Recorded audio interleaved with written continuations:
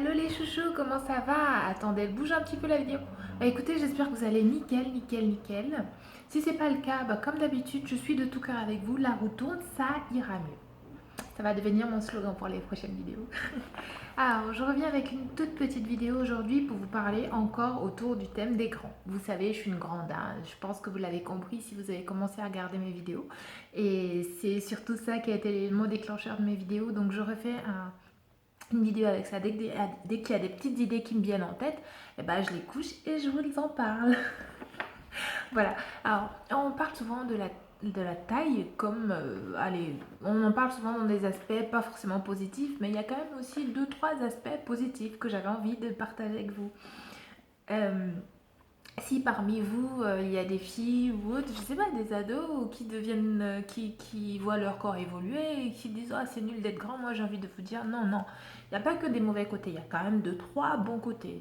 Donc voilà. Écoutez, je vais vous les citer, celles qui me viennent en tête. Des choses évidentes comme récupérer les choses en hauteur. Vous voyez, quand vous allez dans les supermarchés, les gens vous demandent si vous pouvez leur récupérer des choses en hauteur. Pour nous, c'est normal, mais pour eux, c'est un peu plus compliqué. Donc, c'est des petites choses qui sont plutôt agréables. Quand vous êtes dans une voiture, récupérer des choses à l'arrière, pour quelqu'un de taille plus normale, c'est plus difficile. La portée des bras est moins importante, ce qui fait que c'est plus compliqué d'arriver à l'arrière récupérer les affaires. Alors que vous avez qu'à tendre le bras et vous avez suffisamment de portée pour récupérer ce que vous voulez récupérer à l'arrière d'une voiture par exemple. Et ça par exemple c'est chouette. Autre point, vous imposez naturellement surtout, et ça c'est surtout super dans un milieu professionnel par exemple. Voyez, moi par exemple, je travaille dans le génie civil dans un milieu d'hommes, et en tant que femme, ça dépend. C'est pas toujours facile, mais ça peut être un plus parce que quand vous êtes déjà une femme, que vous êtes toute petite, il faut, voilà, pour vous faire remarquer, il en faut beaucoup. Alors que quand vous êtes grande, que vous arrivez déjà naturellement, vous en imposez, vous êtes à la même taille que les mecs, voire plus haute, plus grande pour la plupart. Et ça peut être un atout. Et un autre atout que je vois dans le fait d'être grande, c'est par exemple ma voix. Moi, je supporte pas ma voix, hein. Je trouve que j'ai une voix de chrétienne, hein. Je supporte pas ma voix. Mais du coup, je trouve qu'elle m'apporte pas de crédibilité. Quand les gens m'entendent au téléphone ou autre, ils pensent qu'ils ont affaire à une petite fille alors que pas du tout.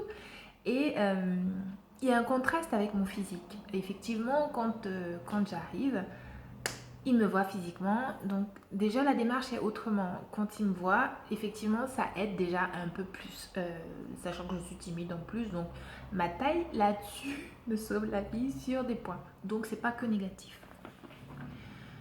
Euh,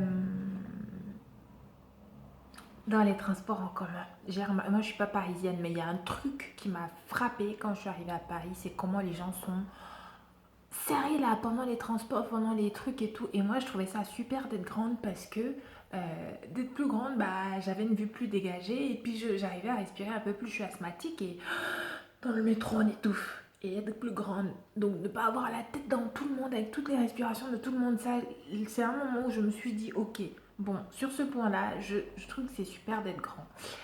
Et puis pour finir, bah vous êtes remarquable, naturellement, plus remarquable. Ça peut être mal, ça peut être un peu plus gênant quand on est quelqu'un qui a tendance à vouloir être discret, mais quand vous aimez être vu, eh bah, sachez que c'est tout bénéfique pour vous. Moi, j'en ai souffert quand j'étais ado parce que j'étais très timide, mais bon, c'est quand même un avantage. Donc voilà, n'hésitez pas à me dire ce que vous en avez pensé, si vous avez aimé, n'hésitez pas à me faire un petit pouce, comme on dit sinon. Voilà, et bah écoutez, je vous embrasse très très fort et à bientôt pour une autre vidéo.